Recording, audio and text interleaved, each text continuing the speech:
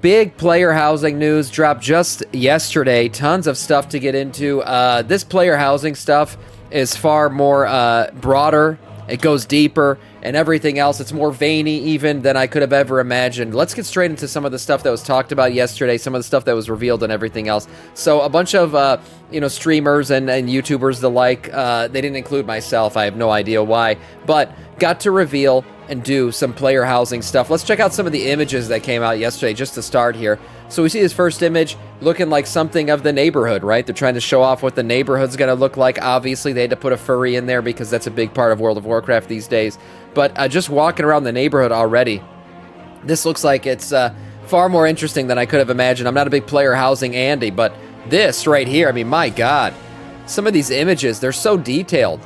That's the thing that's blown my mind about this, is just the hyper detailedness of this entirety of this player housing project that Blizzard has put together. Unbelievable. Again, the images, if you just look around, just items stacked everywhere, things laying in different positions. Just the amount of things that you'll be able to put in these houses is absolutely crazy. We got the Onyxia head up there. This obviously looks like something coming out of this patch, right? So the crazy thing is this player housing stuff is just going to continue on infinitely. With every patch and every piece of new content that comes out, we're going to be getting new player housing stuff to put in our houses. Right here, nice little bar area with the sword and the shield, with the axes and the shield of the Horde. Really cool. This looks like a bar that you could serve your friends at while they're chilling in your player house, or maybe you're preparing for your next furry orgy. Who knows? Right here, look at this. A little book open by the fire. Maybe you're a mage learning some new spells. I mean, again, it's just the myriad of things everywhere. Just things on top of things. And we're actually going to get into some of the stuff that was mentioned in an interview here with Blizzard and Blizzard Creatives about how many things you can put in these houses, what kind of things there are, and everything else. Again, right here, look at this. Little tiny horsies here giving a little chiller. It's adorable. It's adorable. How could you not be excited about this stuff? More images here from player housing. Man, I feel like I've seen this picture in either Dalaran or Karazhan. I can't remember, but they're just able to... There's so many assets in this game right now.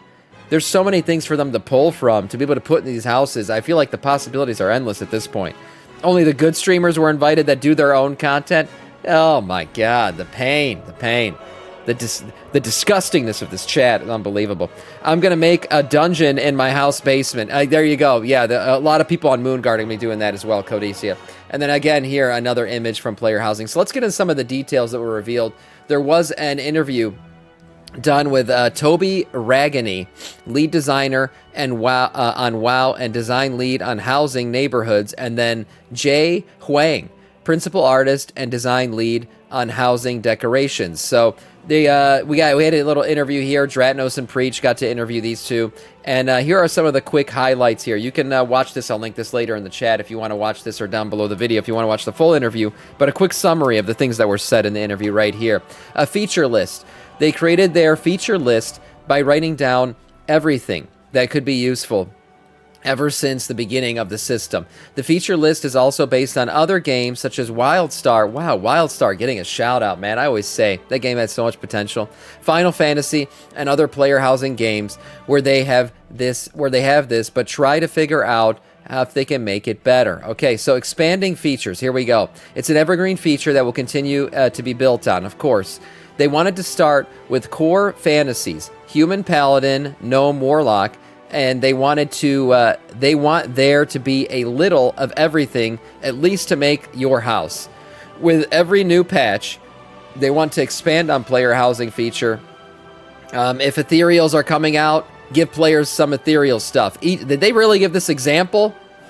Are we getting ethereals? Is this a soft confirmation that we're going to get playable ethereals? Anyways, yeah, this makes sense. You know, theming the housing stuff with the expansions, with everything else that's going on in the game. Sure. Okay, neighborhoods. This is blowing my mind right here. I think neighborhoods are far bigger than we could have ever imagined. But here it is. Neighborhoods.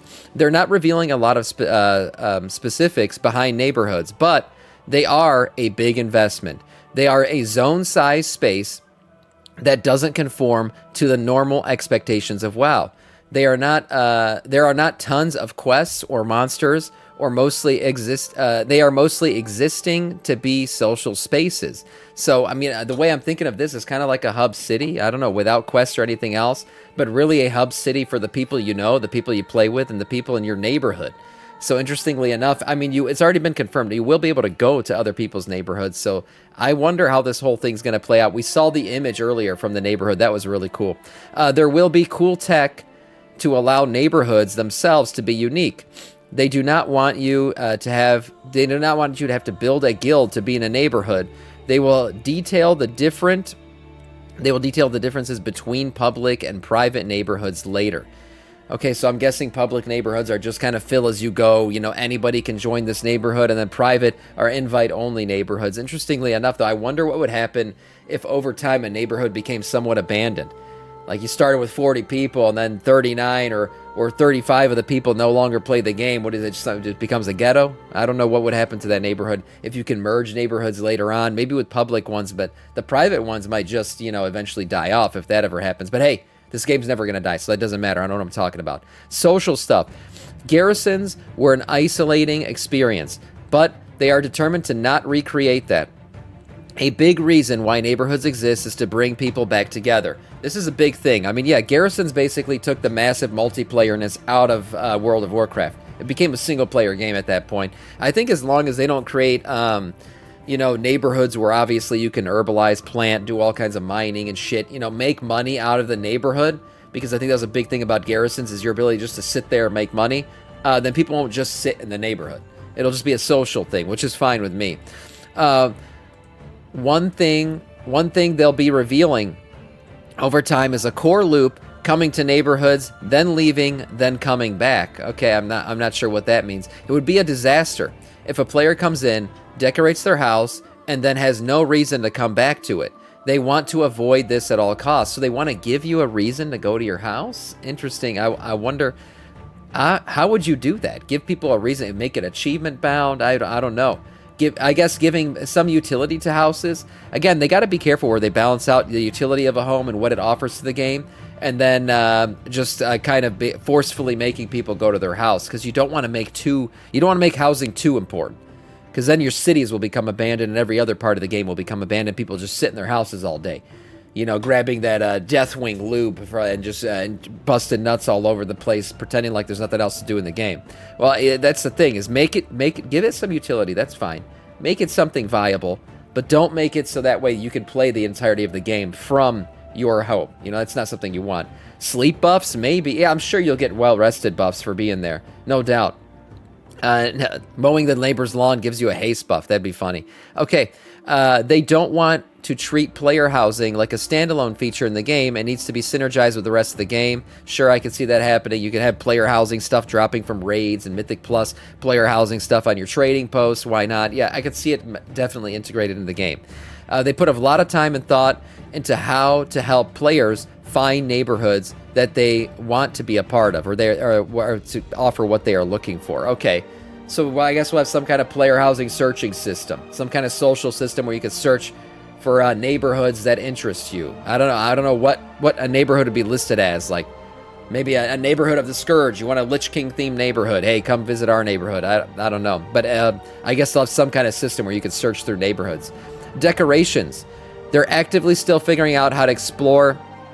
Actively figuring out and exploring how decorations will drop.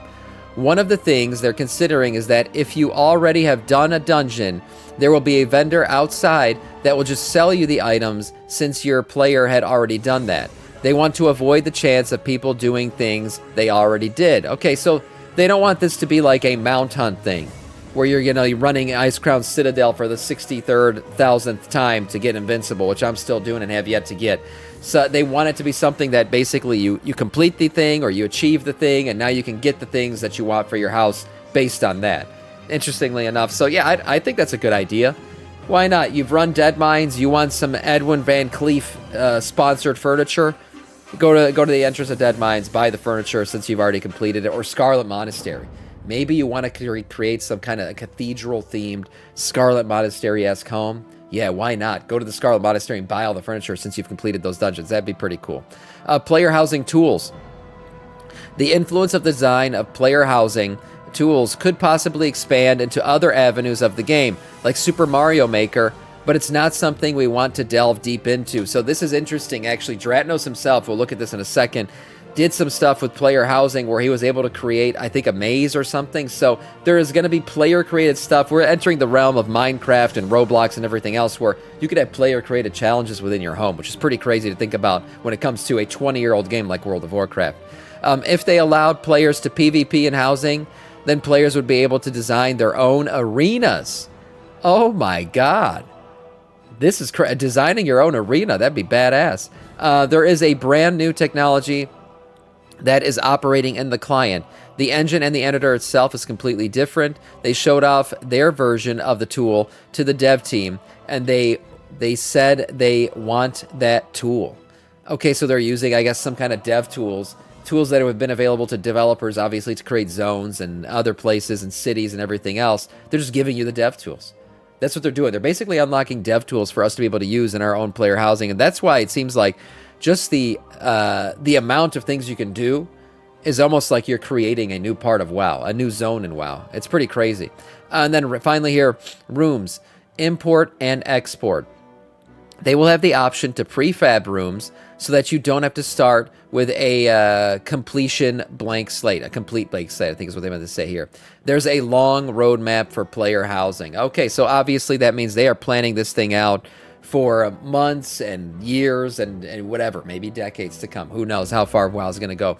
But that means, yeah, I imagine player housing being an integral part of this game going forward.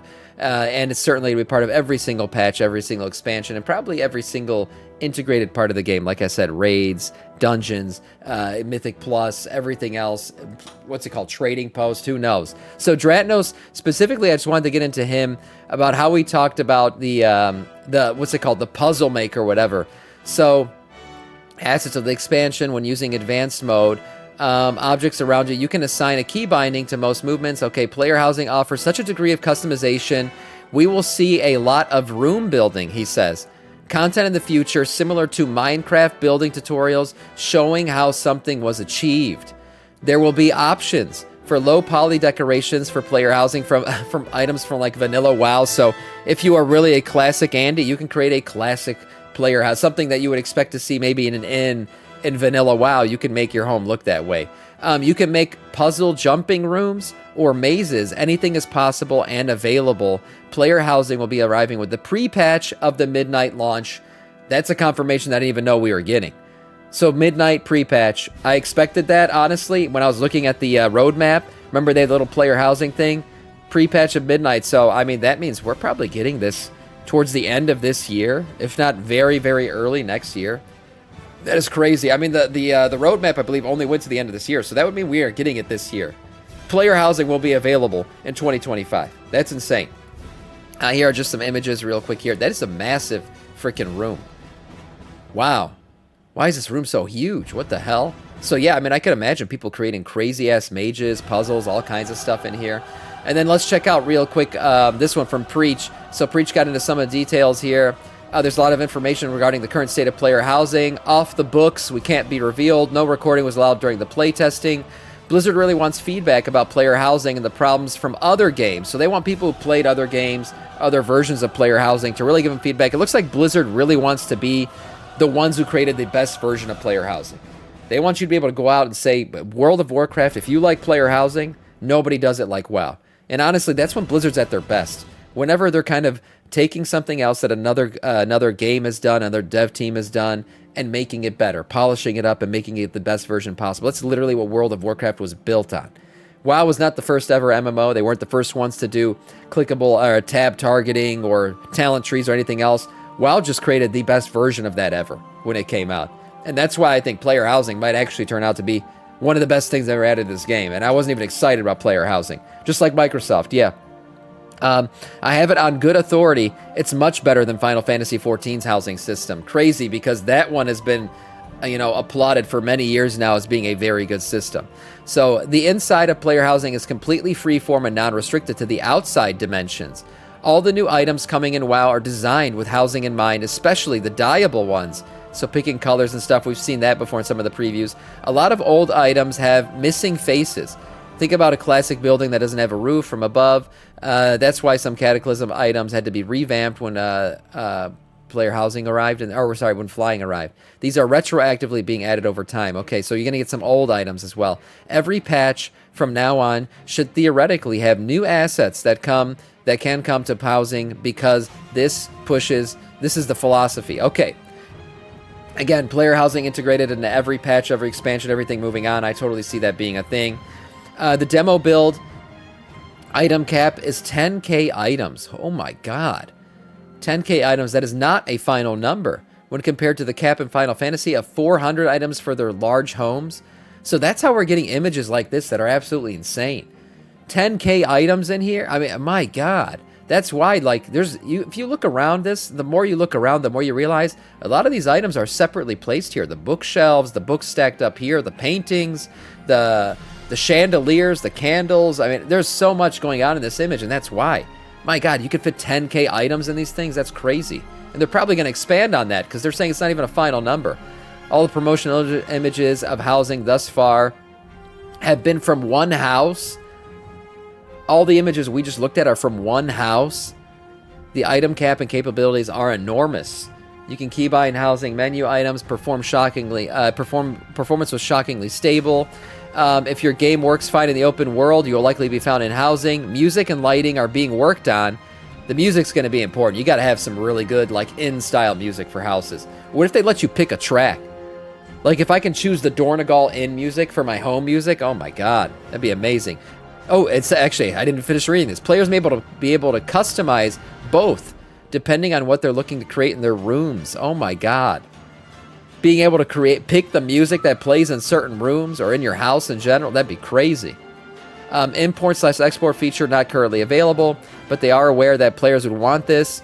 Neighborhood information will be coming soon, but can't be shared yet. If you don't want to engage in housing, you don't have to, which is why, I don't want them to make it something with too much utility. Because I do think if people don't want to do it, they shouldn't have to. In regards to utility, we're not saying no, but they're very concerned about garrisons rearing their ugly heads again with things such as herb gardens and auction houses. And yes, I think that's a valid concern. I hope Blizzard's considering this carefully. I don't want these things to have too much utility. I just want them to be a fun add to the game. And then version 1 of housing has already exceeded expectations in a spectacular way. So, I mean, overall, what can you say about housing other than this looks freaking amazing? It really does. It looks amazing. I'm excited for it. I wasn't a player housing Andy, never considered player housing to be something that I really wanted, but now that they've shown all these images, I can't wait to play through it.